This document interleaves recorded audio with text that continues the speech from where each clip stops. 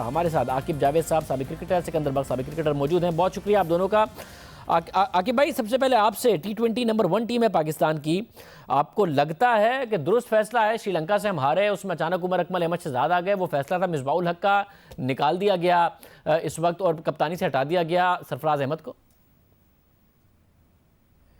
देखिए, इसमें शायद 2-3 चीज़ें हैं कि ये जब से ये 1 साल हो गया, ये नई मैनेजमेंट आई है, तो ये अजीब से फैसले देखने को हमें मिले हैं। अगर आपने कुछ फ़ैसला करना ही था तो उसकी कोई तो बेसिस होती हैं।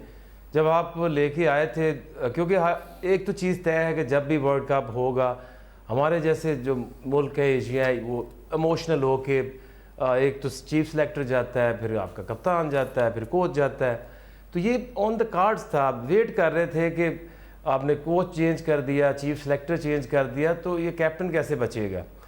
क्योंकि जब तक इन 3 लोगों के ऊपर ही आपकी क्रिकेट चलती है।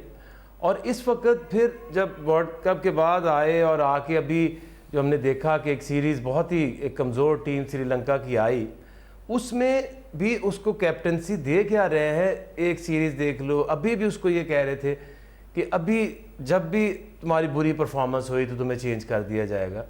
एडॉक बेसिस के ऊपर आप कभी भी किसी भी कप्तान को या किसी भी प्लेयर को लेकर आएंगे, वो कभी परफॉर्म नहीं करेगा। और आप अब आपने किया क्या है कि मिसबाउल हक को ला के उसको सारी जितनी क्रिकेट बोर्ड में जितनी भी पावर्स हैं सारी उसको दे दी हैं, और उसने कुछ फैसले किए हैं जो कि समझ से बाहर हैं। मैंने पहले भी एक बात की थी कि वकार यूनुस डग आउट में बैठे हैं, बॉलिंग कोच हैं, मिसबाउल हक हैं, वो हेड कोच हैं, सेलेक्टर हैं, बैटिंग कोच हैं। इनके होते हुए अहमद शहजाद का और उमर अकमल का टीम में वापस आना, क्योंकि ये वही वकार यूनुस थे जब ये कोचिंग छोड़ के गए थे, तो उन्होंने एक लेटर लिखा था, अपनी रिपोर्ट में लिखा था कि अहमद शहजाद और Umar Akmal they should not play for Pakistan team because they are not good enough, they are not good for the team।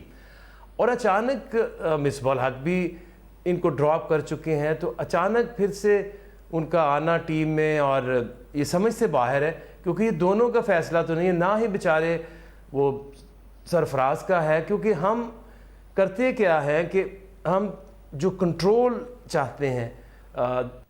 मगर सिकू भाई, बार बार ये सवाल आ रहा है कि जब से तहरीक इंसाफ की हुकूमत आई है, जो मुख्तलिफ फैसले हुए कि भाई ये क्या कर रहे हैं और क्यों कर रहे हैं। मिसबाउल हक को आपने चीफ सेलेक्टर भी बना दिया, मिसबाउल हक को आपने हेड कोच भी बना दिया। कोच का काम है प्लेयर्स के साथ अच्छा ताल्लुक़ रखना, सिलेक्टर का काम है अगर प्लेयर नाराज़ होता हो तो हो, परफॉर्म नहीं कर रहा तो उसको निकाल देना। कन्फ्लिक्टिंग पोजीशंस हैं, मिसबा को दे दी, फिर अचानक कैसे आ गया अहमद शहजाद टीम में, कैसे आ गया उमर अकमल टीम में, तब सवाल पैदा हुआ क्या कर रहे हैं।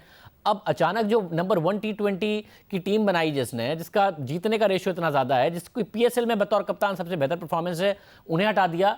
आपको समझ में आ रहा है क्या हो रहा है? देखिए, ये हमें लग तो रहा था पहले से शाहजेब, काफ़ी अरसे से हम वर्ल्ड कप से हम ये कह रहे हैं कि ये फंसेंगे कहीं ना कहीं आकर। मगर अब जो नया सोच के लोग आ गए, यानी कि मिसबाउल हक, उनकी जो पार्टी आ गई, मतलब वो तो 3 in 1 है, उसके उन्होंने ये करना था चेंज। और मेरा ख्याल से सरफराज का मिजाज नहीं मिलता था। जो आपका सवाल है कि एक शख्स जो पिछले 1 साल से नंबर 1 है, उसको अचानक हटा देना, ये ज़्यादती की बात है। ये ज़रूर है, मैं मानता हूँ कि उसकी परफॉर्मेंस में फ़र्क है, उसकी बैटिंग की परफॉर्मेंस इतनी मज़ेदार नहीं थी।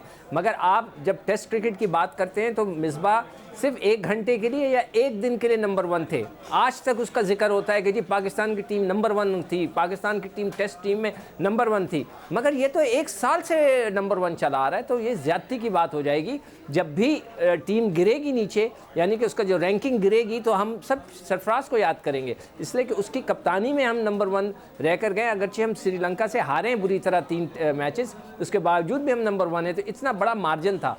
तो मैं ये समझता हूँ कि ये उन्होंने एक तरीके से जो है हम ख्याल लोगों को लाने के लिए, इसलिए कि अब मिसबाउल हक जो है ड्रेसिंग रूम से बैठ के टीम को चलाएंगे, कप्तानी भी वो अंदर ड्रेसिंग रूम से बैठ के करेंगे।